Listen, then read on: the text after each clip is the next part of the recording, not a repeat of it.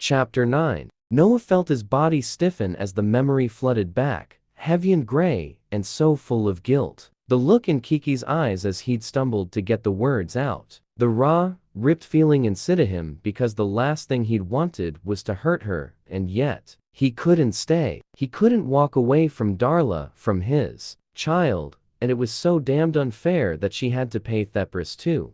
I broke her heart, hell. I broke her spirit. She didn't evenyell or cry. She just looked, I don't know, dead inside.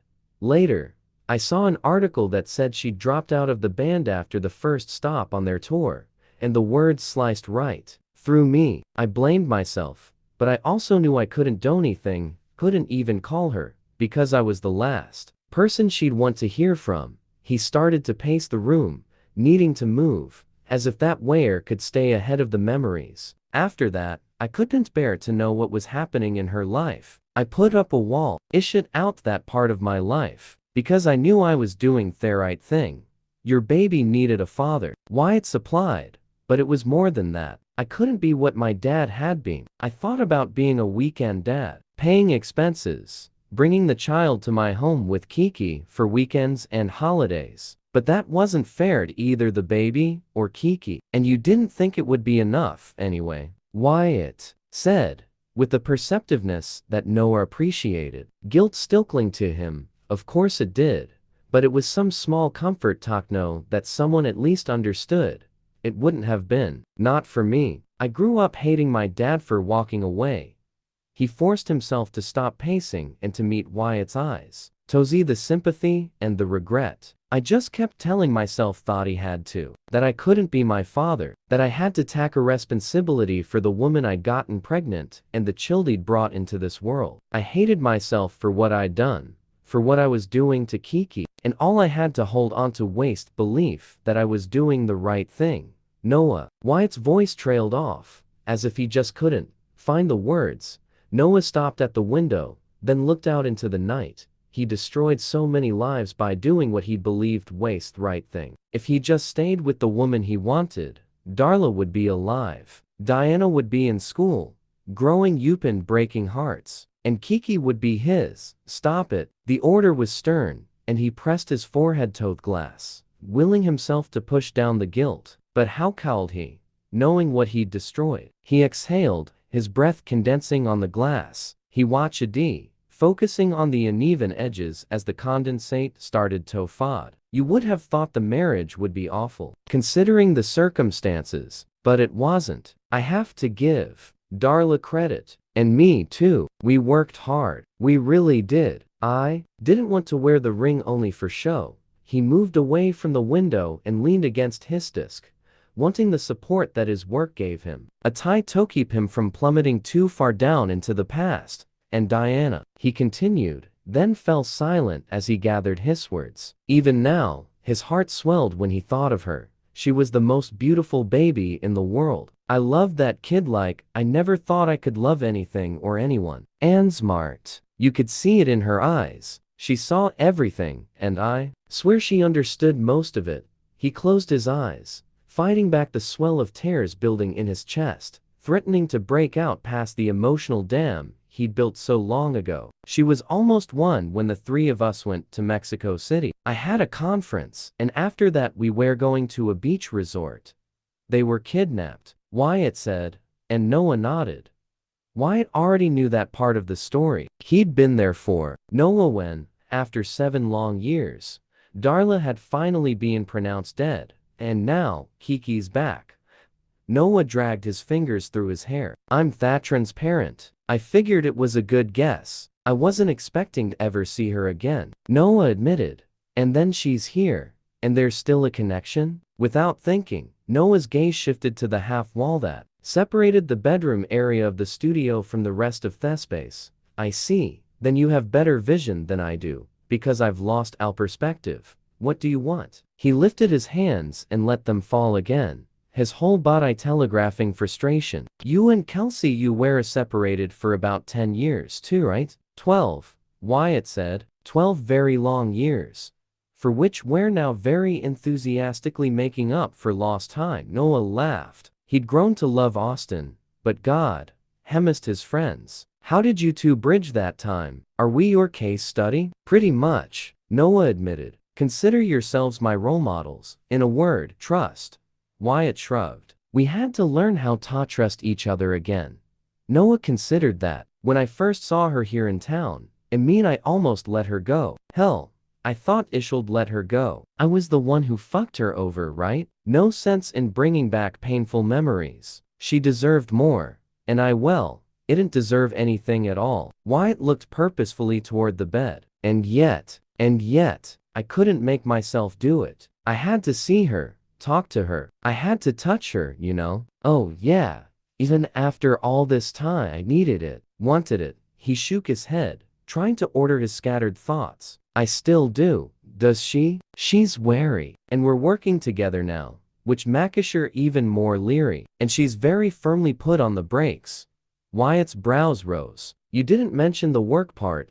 Just one more complication in my screwed up life. What are you going to do? Wyatt asked. A simple question, but it didn't have a simple answer. I don't know. She's right, we've changed. We're not the same people we were. And being together, there's so much baggage. Guilt on my side, anger on hers. It's just hard. And Noah drew a deep breath. You know what? Screw hard. I've gotten past hard more times than I can count. I want her. At the very least, I want the chance to see if we still fit. I want Ishut, so take it. I don't know, Wyatt admitted. I guess you're going to have to get creative. Flowers, Griffin said. Inundate her with flowers. Kelsey pushed a lock of brown hair off her face as she rolled her large, blue eyes. That is so not creative. The man needs real help. She was sitting cross-legged on the flagstones in her brother's backyard. Griffin and Noah sat across from her in the Adirondack chairs, and Wyatt stood off to her right, leaning against a post. Griffin shrugged as he turned to face Noah more directly, revealing the extensive scars that marred the right side of his face. The result of a horrific childhood injury. Flowers are awesome. Kelsey agreed, but he needs to step it up. Oh, I know. Edible flowers. She looked at the three men and nodded, clearly proud of herself. What? Wyatt asked. Like the stuff chefs put in salads? No, it's a thing now. Cookies that look like flowers planted in dirt, that's really a brownie. God, I'm hungry. Griff, do you have any chips? He waved an arm. Whatever's in the pantry, it's yours. I shouldn't eat this late, she said, rising. But since we're brainstorming, we need sustenance. Noah had to laugh. Here, he was in his mid-30s hanging out in the middle of the night in his friend's backyard to brainstorm creative ways to get a girl. Had anyone asked him yesterday if that was even a remote possibility, he would have told them he was too old for that shit. But he couldn't deny that it was nice. Not only because he'd missed hanging out with his law-based friends, but also because of the simple realization that they cared about him and Kiki, and more, that they understood the guilt he felt but were willing to tell him straight up to get over it. Easier said than done, but he appreciated the thought. After Noah had sliced open a vein and poured his heart out, Wyatt had decided they needed Kelsey and Griffin's input. Normally, Noah would have suggested they meet up the next day, but fueled by bourbon and friendship, he'd agreed to the late night outing. Also because of the bourbon, they'd called an Uber for the short drive into East Austin, where yet again fueled by alcohol Noah had shared the story of his past with Kiki on Seymour. It was odd, actually. He'd held it so close to his chest for so long, as if there was no reason to take his past out and look at it. Now, though with Kiki as his goal, it seemed natural, almost easy, to tell the story to his friends. Edible flowers aren't going to cut it, Wyatt said as Kelsey returned with the bag of ruffles. Not permanent enough. He needs something more tangible. Lee, Kelsey said reluctantly. But don't feel like you should avoid them as a gift, say, to your wife just because she'll end up eating the evidence of your love. Wyatt laughed. Noted. You're such a freak, Griffin said, in response to which Kelsey wrinkled her nose at him. And you're all missing the point. He added. Fine. Kelsey leaned against Wyatt, and he slid an arm around her waist. Enlighten us, oh wise one. Griffin turned to Noah. You have to tell her a story. Nobody. falls in love with a flower. They fall in love with your heart. You're the one who suggested a flower, Kelsey pointed out. And I was wrong. Griffin said, stop being so annoying. My irritating little brother has a point, she said, theloughter in her eyes making clear that, irritating or not, shuddered Griff. Not about me being annoying, but about thestery. You need to catch her up on your life. You need to get to know each other again. We need to start over, Noah said. Wyatt and Kelsey shared a glance. Pretty much, Kelsey said. But you get to start with the shared history. She bit her lower lip, then said gently, does she know what happened to Darla and Diana? He shook his head. I think you should tell her, sooner rather than later. If you want to move forward, she deserves to know. Deserves? He repeated. She didn't deserve the hurt it caused by leaving. And now to pile this on? She must have hated Darla along with me. And now to learn that fishapent? He dragged his fingers through his hair. I wanted to keep that woe paths of my life separate. You can't, Griffin said, flatly. Because if you're going to let her see who you are now, you have to let her see what shaped you. He knew that. He also knew that it was going to hurt him and Kiki, but maybe that was a good thing. He'd been numb so long. Maybe he needed to hurt. Maybe that was just proof of life. And if he wanted Kiki in his life again, then by definition, he needed to start living again. He stood up. It's getting late, and my mind's going in circles. But I hear you. Kelsey slipped away from Wyatt to give him a hug. Good luck, she said. We're here if you need us, even when we're in law. Oh, Griffin added, and I'm almost always right here. The downside of working out of my house. And there's Sunday, Kelsey added, looking over her shoulder to Wyatt. Right? Absolutely. What's Sunday? Noah asked. We're having a housewarming party here for Griff, Kelsey said. Just a few friends, but you should come by. And, shedded, with a sly smile, you should bring a date, or a work colleague if you need to spin it that way. She shrugged. Basically, just do what you need to do. What he needed to do. He was still thinking about Kelsey's words as he rode in the back of the Uber. So far, he didn't have a firm plan, but he intended to come up with one by tomorrow. The entire weekend was spread out in front of him, and he didn't intend to waste it. He leaned his head back and closed his eyes, then realized that he hadn't checked his emails in hours. And while it was a long shot, she might have sent him a note. Urged on by a tiny flicker of hope, he pulled out his phony and opened his mail app. Nothing from Kiki, but third in line beneath two bullshit ads was a message from Damien. Been talking with our potential competitors. They've experienced breaches from both inside and outside. Considering we single quotes are walking the same path, be sure to use the precautions. I'll talk Monday. I'll have C put it on your calendar. It was cryptic, but Noah could instantly see why. The Israeli company they were racing to the finish line was the victim of corporate espionage. And not only did they not think that Stark was behind it, but they feared that SATA might be vulnerable, too. Noah wasn't too worried. He'd overseen the online security himself. As for the human element, that was trickier. But the office was still small, and he'd familiarized himself with most of the staff. It was possible that an outsider was getting in someone from building security or the janitorial staff. Maybe, but they'd still have to breach the system. It was a puzzle, and not one he was going to solve in his current state of semi-inebriation. He'd grab some time this weekend to go to the office though, so he'd be prepped for Hiskel with Damien on Monday. He was still thinking about the possibility of a leak when the car dropped him at home. Noah got out, then paused at the door of his building as he fumbled for his after-hours security card. As he did, he noticed a dark green pickup truck parked in none of the metered slots on the other side of the street, clearly illuminated by the line of street lamps. Nothing unusual about that, except that there was someone sitting in the truck, a guy, or possibly a woman, in a baseball cap, and the someone turned quickly away when Noah looked that direction. And Noah was certain he'd seen a similar truck earlier in the day, when he'd held Kiki close and kissed her hard. With a frown, he entered his building. He'd considered going over to the truck, but what would be the point? For all heck knew, it was someone waiting to give a ride to a resident, or a college student who'd been kicked out of his apartment and was spending the weekend in his truck. There was no reason to think it had anything to do with Noah. "Hey, Joe," he said, seeing the rail-thin man with salt and pepper hair reading the paper behind the security desk. That building didn't have full-time security, but Joe was a ready-red cop who did weekend rotations, doing walkthroughs and checking the security feeds. "Mr. Carter, good to see you. I was just about to email you a report about the woman. Figured it was too late to buzz your unit." "Kiki? What woman?" "Came in about 20 minutes ago looking for you. Pretty thing. Not that you could get the full picture with her hair all shoved up in a cap."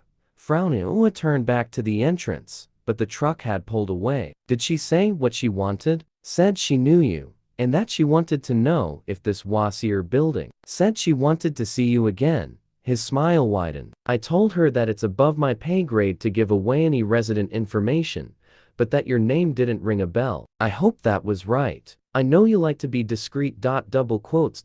In addition to working at the condo, Joe pulled a few shifts at various downtown hotels, and he'd seen Noah on more than an occasion with a woman. And never the same woman twice." Noah frowned. He didn't know why one of his one-night stands would be hunting him down, but he was glad Joe had put the brakes on. He was never circumspect. He always gave a woman his card in case she needed to contact him. But that was an email address, not his home.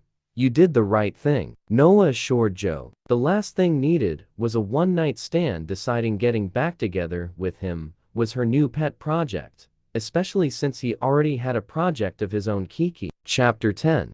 "I can't believe you're not freaking out," Celia says, her voice is surprisingly clear through the speaker on my mobile phone. "Matthew Holt has our track." "Matthew fucking Holt? Seriously, Kiki, how can you be bloss about that?" "I'm not bloss," I assure her, catching ours eye. "He and I are both sitting at my tiny breakfast table, and my phone rests near me picked over plate of chocolate chip pancakes. Celia Hiskusen, and my best friend is about 1,500 miles away, having a not-so-quiet freak-out session in Culver City. I just don't want to get my hopes up."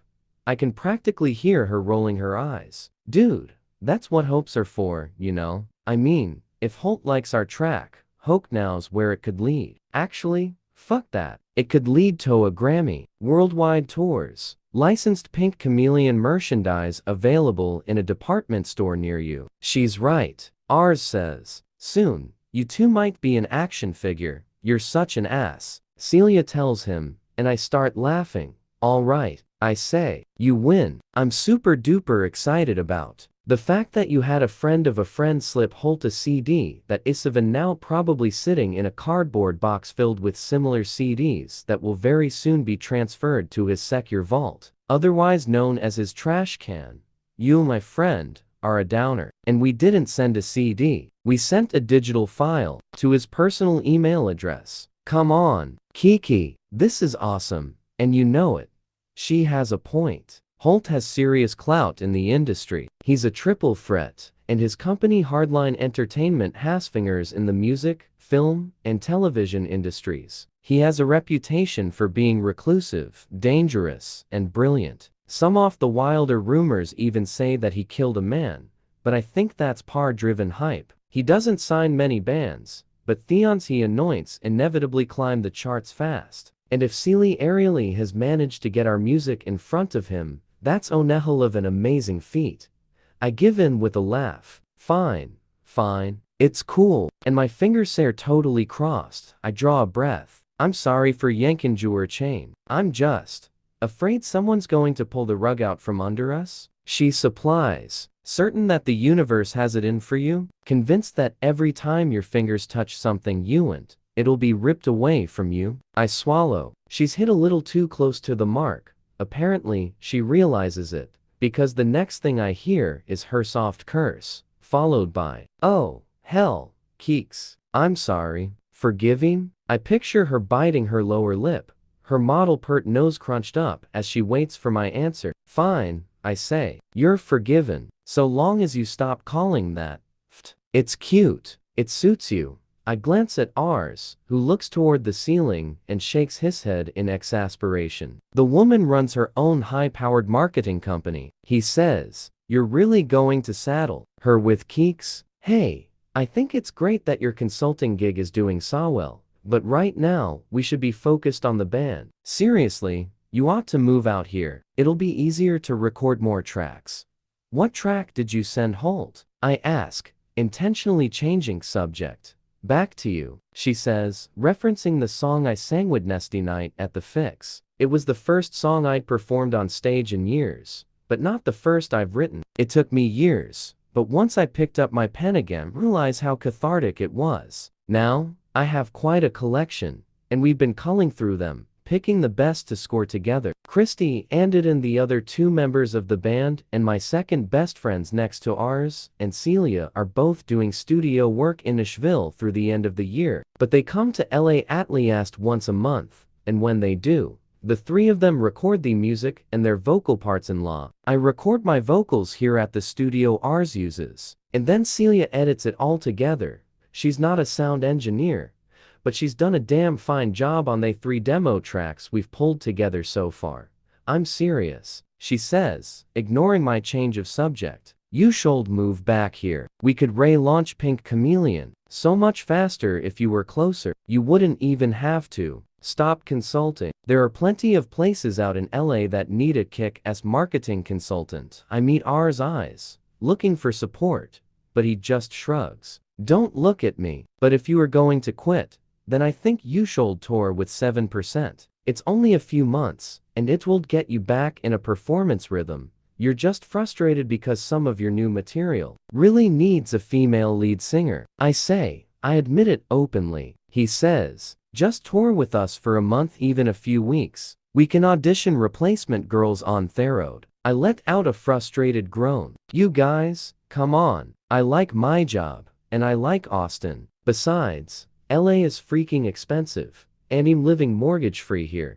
Cam and I had inherited Graham's house, where I now live alone, since Cam rented a place closer to campus. And the whole point of working and living on the cheap is so that I can stockpile money to live on, so that I can focus only on the band when I do move out there. The when being once Christy and Eden are back, and once we've got enough songs ready to go that it makes sense to book some studio time to record the tracks, start releasing them, and get serious about finding a tour manager. Plus, I continue, because now I'm on a roll. I need Maya Tobe up to speed on Crown Consulting. She's got great ideas and works well with clients, so she could hold the business together for a few months. But she's still green, and I want her on this current Stark job with me, because then not if Pink Chameleon goes on tour, she can babysit Crown Consulting and I don't have to worry that the business I built is going to crash and burn just because we're getting the band back together. Oh, please, your business is going to be bigger than ever, because you'll be the one promoting the shit out of Pink Chameleon. True, say. But why is it always on me to go to you? Why didn't you come here? Austin. Music. They kind of go together. Remember? We can work on band stuff while I finish this job. It's got a tighter time frame than I thought, so I should be clear by early next year. I don't mention that I'll have little to no free time. I know Celia well enough to know she's not going to jump on that offer. You want me to give up the beach for Texas? Yeah, no. We'll stick with the plan. It's just that I'm really not a patient person. That's such an understatement. I burst out laughing. Believe me, I'm well aware, and I'm excited about getting Pink Chameleon back together, too. I assure her, but I have to do this right. I screwed up my music career once before. I don't think I'll get a third bite at the apple if I screw up this chance, too. You didn't screw up, she says loyally. The rat bastard screwed you up. Huge difference. The rat bastard, of course, is Noah, and starting Monday, I'm going to be working side by side with him. What? Ars is peering at me, his brow furrowed in question. I shake it off. Nothing. I lie. But the truth is that the enormity of that fact just hit me. Side by side with Noah, my insides do a tumble, and I swallow back a nervous laugh. Maybe Celia is right. Maybe I need to turn down the job and jet my ass to LA. Except I can't. I really do need the money, and I really don't Want to leave Maya in charge until I'm sure she can handle it.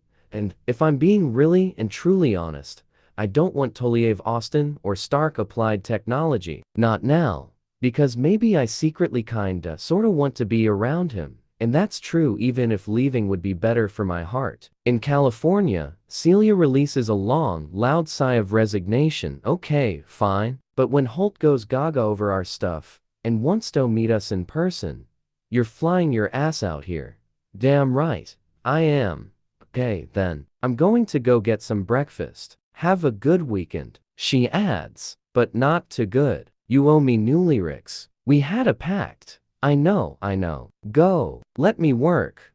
We'd agreed to get one new song ready every 2 months. Faster if we could. And I haven't sent her fresh lyrics in over 3 weeks. What can I say? Prepping for the Stark proposal ate up almost all of my spare time. And now that I have the job, the work is going to devour the rest of it.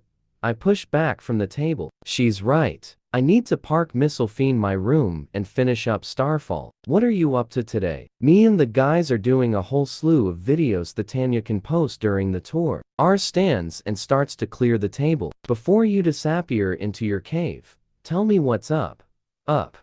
When Celia mentioned the rat bastard you flinch. I did not. Shit. I probably did. You're imaging things. I don't think so. He scrapes the pancakes into the trash, then drops the dishes into the sink with a clatter. It's just that we're going to be working together. That's true, of course, but it's not the whole truth. And I'm not ready to share how much Noah is messing with my head and my heart. He studies me for a moment, and it's clear he doesn't believe me. But he holds up his hands in surrender. Fine, you don't want to tell me. I'm not going to pry.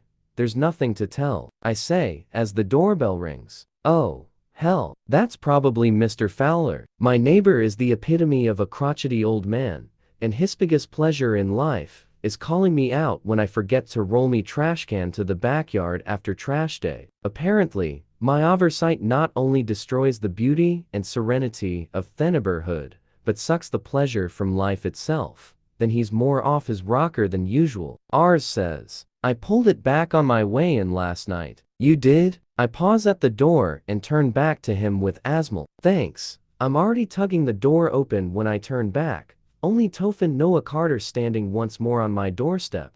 Noah, his name slips from my lips, and I stand frozen licky an idiot, my hand still on the knob.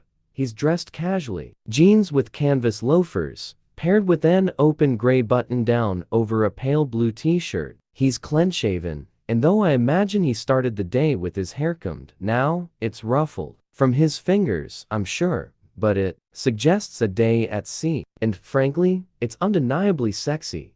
I give myself a quick mental kick in the ass, because that isn't the direction my thoughts need to be going. He's wearing aviator-style glasses, which means I can't see his eyes. He's probably looking me over, and right then, I wish he was wearing anything other than Disney PJs under a fluff robe covered with embroidered pink ducks. I frown up at him, hoping my stern glare makes up for mere ridiculous outfit. Probably not my smartest move, though, because the moment he tugs the sunglasses off, I melt a little, caught up in the green fire of his gaze. My heart skips a beat, and the corner of his mouth curves up, as if he knows exactly what I'm thinking. I take a step back and force myself to rally. I didn't think I'd see you until Munn. I make the words harsh, accusatory. As they should be. After all, I thought I'd made it clear the tours would be a business-only relationship. I need your thoughts about something. He says, it can't wait. Oh. I lick my lips. I'm a professional, so I'm hardly going to send him scurrying just because I'm not officially on Theklik. Of course, I would have preferred an email. My porch is no place to debate communication methods. Go on. I say without moving. I've decided not to invite Hyman. Not unless the question requires discussion. What is it? He peers at me, his serious expression softened only by the hint of a smile at the corner of his eyes. When was the last time you played miniature golf? Chapter 11. Miniature golf. I repeat, trying to make those words fit into some sort of context. It's no use. I've got nothing. When was the last time you played? He presses. A year? 2? Do you go every Saturday? College probably. I push the door open all the way so that I can lean on it as I watch him. He's still on my porch, which doesn't seem to faze him at all. At the same time, ours passes into view, moving from the breakfast nook toward the bedrooms. He pauses in front of the door, his dark eyes like question marks. Everything okay there? Fine, I say, glancing at Noah, who's looking at ours, his eyes narrowed in a scowl.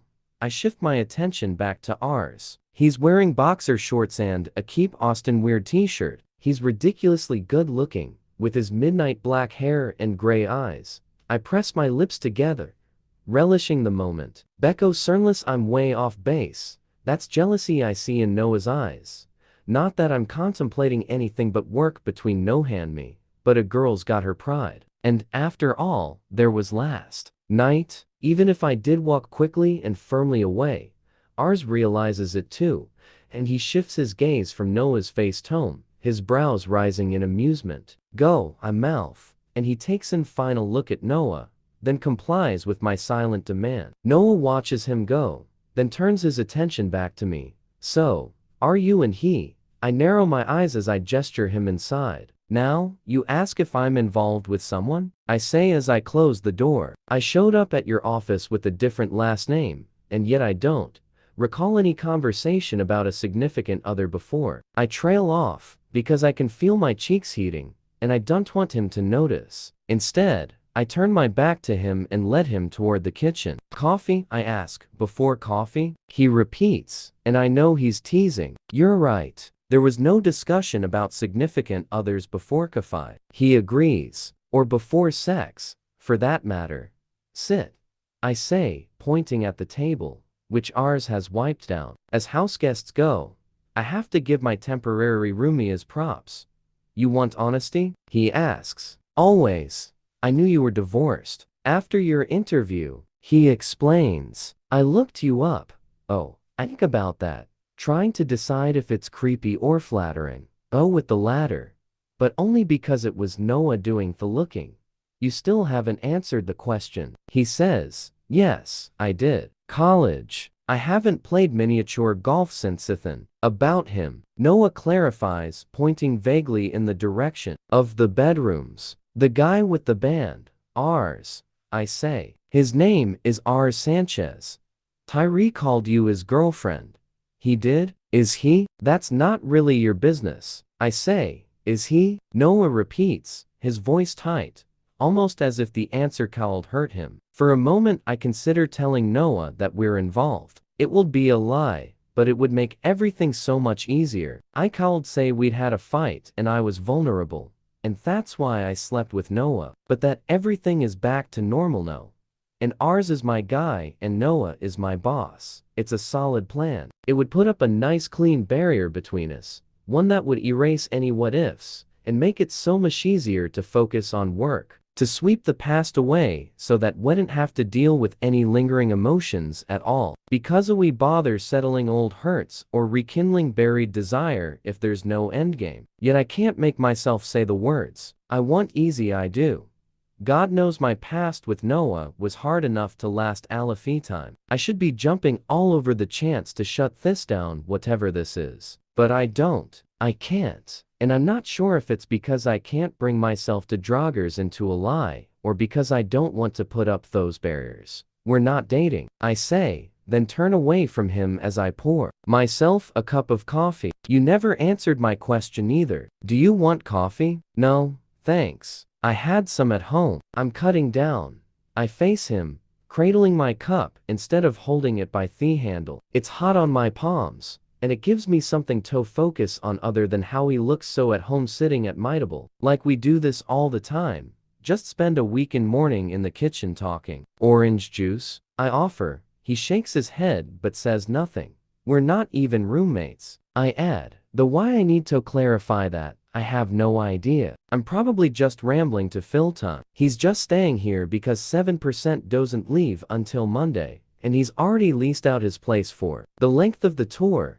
Oh, I see the tiniest hint of a smile touch his lips, as if he's fighting hard not to grin. Well, I hope the tour goes well. It will. Their band is rock solid. I add, then bite back a little chuckle. What?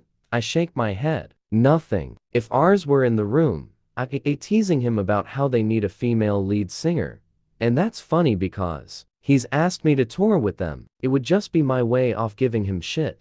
I meet Noah's eyes, then quickly look away. I've forgotten how easy it is to just talk to him, and I'm not entirely sure why the feeling that we're sliding back into a rhythm makes me nervous. I point to the Keurig coffee maker behind me, deliberately shifting gears. You sure you don't want some? I have decaf. Yeah, okay, why not? So why aren't you? He asks as I start. A cup for him. It takes me a second to realize he means the tour and not thekafee. Well, for one thing, it would be hard to work for you if I was on a stage in Deep Ellum, I say, referencing a club-filled area in Dallas where I know 7% is playing first. I'm not saying you should go, trust me.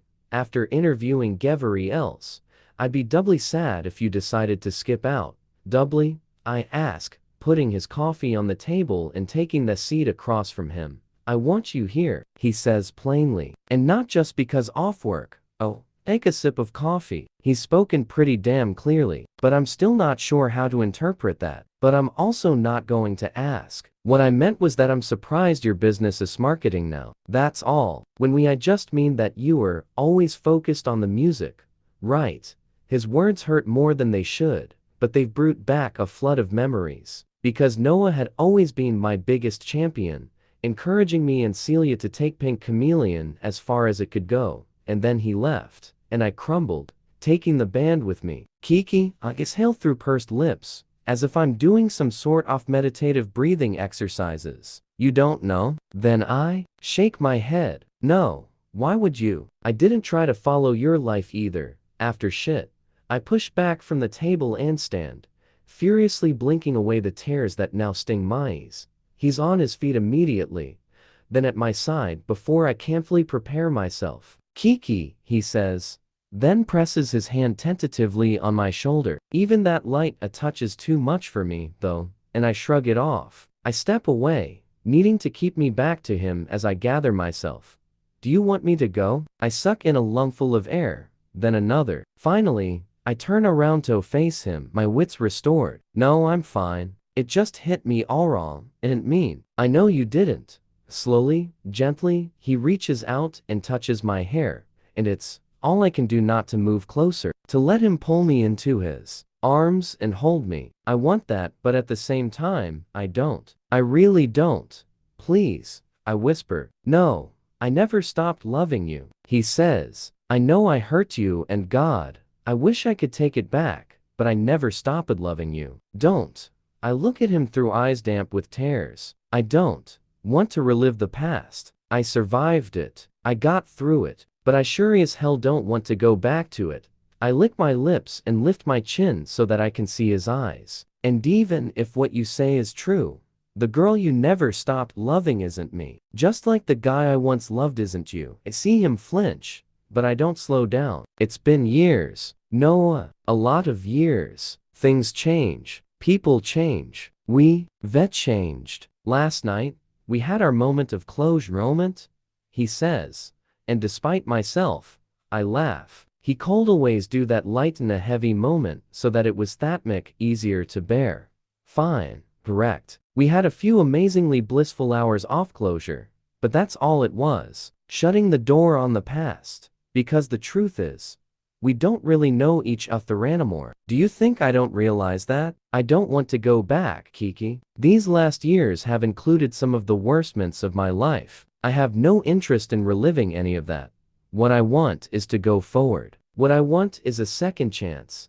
I already told you I'm not sleeping with my boss. I say few words more firmly than I need to, as much a reminder to myself as to him. Then I guess it's a good thing that I'm suggesting we start fresh as friends. He flashes a quick, mischievous grin. And I'm not even suggesting friends with benefits. Unless, of course, that appeals to you. I try to scowl, but I can't help laughing. Friends? He spreads his hands and grins. I came here with nothing on me mind but miniature golf. Come on, he says. Let's go. Or we could sit here and poke over our past in minute detail. Personally, if we're going to catch up, I'd rather do it while trying to knock a small ball into a tiny cup.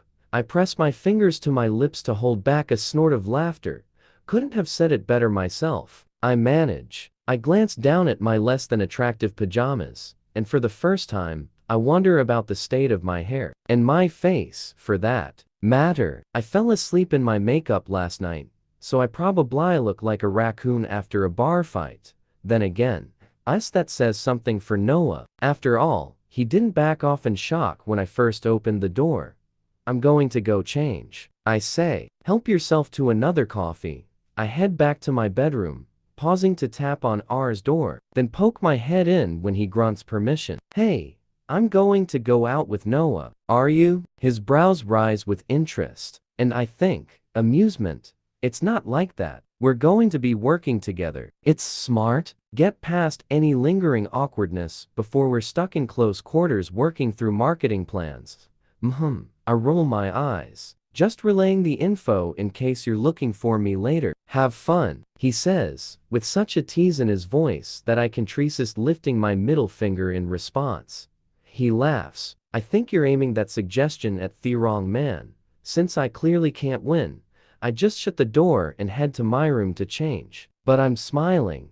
And I know it's because of Noah and the day that's spread out in front of us. I also know I have to be careful. This man has the power to hurt my heart. I know that. But knowledge doesn't control feelings. And even though part of me wishes I could deny it, the truth is that being around him makes me feel happy. And all I can do is hope to hell that he doesn't hurt me again. Chapter 12. I'm 3 under par, I say as I gently tap my ball with the putter and try to send it straight between the legs of a giant Tyrannosaurus Rex. You were right. I'm seriously kicking your ass. I smile sweetly at Noah, who hasn't managed to sink any ball within the prescribed number of strokes.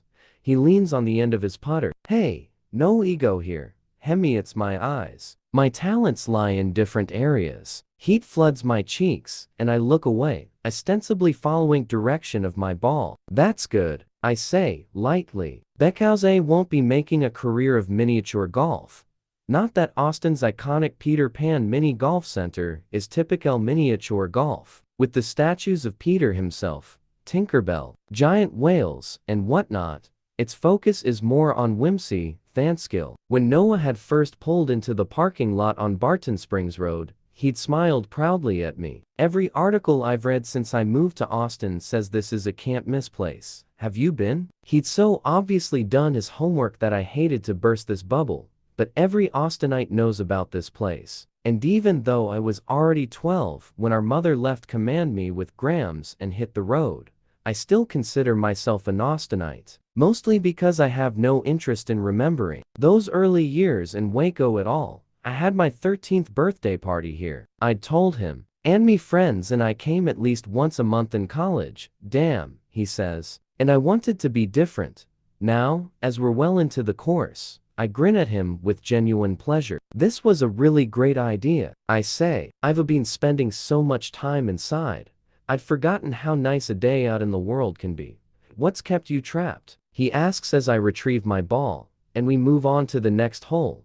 Planning for your consult, for one, but mostly writing music. The girls and I are breathing life back into Pink Chameleon. Yeah, that's great. He lines up his ball and shoots. Across the way, some kids at a birthday party squeal when Samin gets a hole-in-one by a giant bunny. And that reminds me, he says, after he's finally sunk his ball 7 strokes later. You never answered my question. Why marketing? And what happened to Pink Chameleon that you have to get it back together? You really didn't pay attention. Up from where I'm about to hit the ball. And see that he's looking hard at me. Attention, to me. I clarify, all these years between us, and you never tried to find out what I was up to. His expression takes on a hard edge. I wanted to. Head mitts. Pretty much every damn day. Why didn't you? He leans on the end of his putter. The intensity has faded from his face, and when he meets my eyes, I'm struck by a sadness so palpable, it's all I can do not to walk to him and take him in me arms. Do you have any idea how hard it was walking away from you? He asks. Do you think I don't know how much it hurt you? Did you? I hate how needy I sound. but I am. Hearing thesis like a balm for my soul, healing the wounds I'd inflicted on myself, believing that the connection between us had been an easy one for him to break, and that he hadn't suffered the way I had. Oh, God, Kiki, I hate that you can even ask that. It was fucking torture, but I had to do it. I couldn't walk away from me child. You know that. You know why I left. I pressed my lips together, willing myself not to cry out to him. To tell him that maybe he could have not abandon the child, but provide for it, monetarily and emotionally. To scream that we should have talked about it, really talked about it. That we'd been a couple, and I deserved to be part of his decision, not the unhappy recipient of a horrible pronouncement. I don't know, I admit. I guess it seems so easy for you. The way you came to me once she told you about the baby. You already had a plan. It was all mapped out like a goddamn math equation.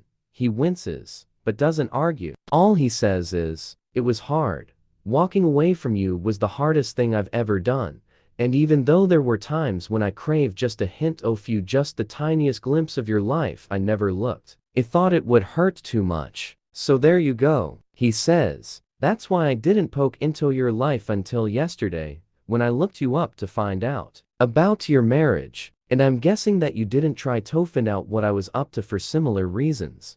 I swallow. He's so very right, then hit the ball. I missed that up by a mile. What's the story? He presses, as I line up my putt again.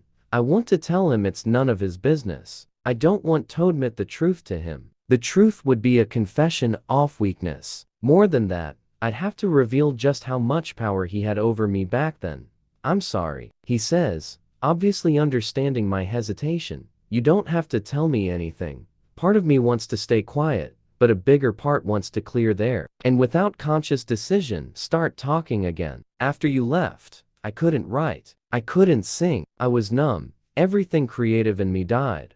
I hit the ball and it goes straight into the cup. I barely notice. I dropped out of the band. I tell him. And after a while the girls went their own ways. Double quotes, Celia question mark double quotes. It touches my heart that he still remembers my best friend's name. She understood. It sucked, but all the girls got it. It wasn't fair, and I told them to bring in someone else, but I trail off, then lift a shoulder. They didn't, and it fell apart. And I've always hated that I didn't have the strength to work through it for them. For the band. Hated me, you mean? There's no accusation in his voice. Just guilt. I shake my head. No, really, no. I understand why you left. She was pregnant, and you couldn't stand the thought of buying an asshole like your dad. I hated you at the time, yeah, but you understood. I thought you were wrong, and I was pissed, Ashel. But I understood. I pulled my ball out of the cup. And I should probably say that now that you're divorced. I also feel weirdly vindicated. I knew you shouldn't have married her, and I was right. But like we already said, that was a long time ago. I lift my shoulders in a combination of apology and what can you do, and am struck by the odd, unreadable expression on his face. Noah, he shakes his head. Just thinking, his voice sounds sinewy hoarse. I'm glad to know you didn't hate me. Heads. And I decide that his odd tone is a reflection of deep emotion. Go on. You were telling me about the music, right? Well, it took me a long time to get over that. Honestly, I've only been writing again for about a year. After you went to Darla, I moved home and got my MBA in marketing. I love it. I really do. But I love music more, which doesn't explain why you're not touring with ours. Now that you're not blocked anymore. This time, he sinks the ball in 2 shots, and as he comes closer to retrieve the ball, I reach up, and he high-fives me. Except he doesn't really, because when his hand hits mine, he don't then pull it back. Instead, he holds on, squeezing my hand for just a moment. Before releasing me, I frown, not sure what that was for, but knowing that I like it, the sensation of my skin against his. Kiki, he asks, as if he has no clue that his touch has scattered my thoughts. Oh, right. That's because of Pink Chameleon. I explain how the girls and I have been working on our songs, and how I plan to use the money from the Stark gig to live on while we give the PC reboot a go. Do you think that's foolish? Hardly. I think it's great. Watching you on stage the other night, it's your element. His mouth quirks into a grin. Not had I want you to back out on the Stark contract. We need you, on the whole. I guess you're just too damn talented. I laugh, enjoying his teasing more than I should. And, more than that, I'm relieved and flattered by the fact that he seems to genuinely mean what he says. And that he doesn't think that following this dream so late in the game is foolish. There's a bench nearby, and he goes and sits down as a couple with 3 little kids start to play through. Listen, Hess says, you mentioned me being divorced. My gut twists as I nod. Surely they're not still married? I'm certain he said he wasn't with her. You should know we never got divorced. I'm widowed. Oh. The news is like ice water. I'd thought he left her. I'd thought that he realized it was a mistake to be with her. I see. I suck in air, trying to rearrange my thinking. Honestly, what difference does it make? She's out of his life, and I'm not in it either. Not like that anyway. Do you have custody of the child? I realize I have no idea if it had a boy or a girl. Diana. He swallows, and an expression that looks like pain cuts across his face. She's dead too. Noah. I take his hand and hold it tight. I'm so sorry. Was it an accident? She was murdered. They both were. A cold feeling washes over me, so intense that for a moment I actually think that a November cold front has blown in. That's horrible. The word is completely inadequate. I didn't know what to say. I admit, I almost didn't tell you. It shouldn't be your burden. But, yes, I meant what I said. I want us to start over. That's in my past. That's a huge part of my past. And like it or not, it's tied to you too. So you needed to know. I'm glad you told me. Do you want to tell me what happened? I'm not sure I want to know, but I'm glad I asked. Because he tells me the story, and I think it's cathartic. For both of us. He lays out the whole thing, his voice monotone, and a tremble as the story turns worse and worse. The trip to Mexico, the afternoon that Darla and Diana didn't come back to Theodore, his fear, the news that Diana had been found. I shut down that day, he says. For a long time, I was sure he'd never heal. Honestly, I'm not sure I ever did. I don't know what to say. So once again, I just hold his hand as he continues talking about the investigation and how helpless he felt. About the search for Darla, and how, much later, he got involved with the covert vigilante-style organization called Deliverance that helped locate and rescue kidnap victims. Not because he thought he would find Darla helped, yes, but by then, he was almost certain she was dead, but because he wanted to help other families, other victims, and, ultimately, about how he had to quit Deliverance, because even though he knew he was helping others like himself, the constant memory was making him feel dead inside. I never had a chance to let the wounds heal, he told me.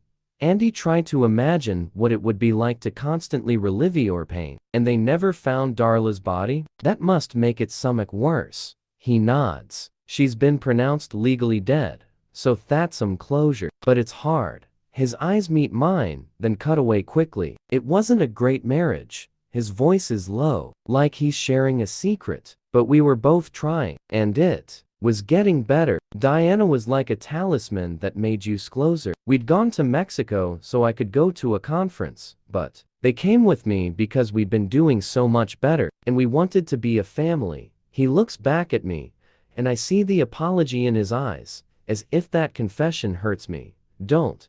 I clutch his hand tighter. Do you think I wished a horrible marriage on you? I didn't, I swear. I told you understood, and I meant it. I felt sorry for myself, and I was angry, but I never wished that you were stuck in a bad marriage. And I sure as hell would never wish something like this on you. On anyone, I know, he says, then reaches out and brushes my cheek, wiping away tears I hadn't even realized I'd shed.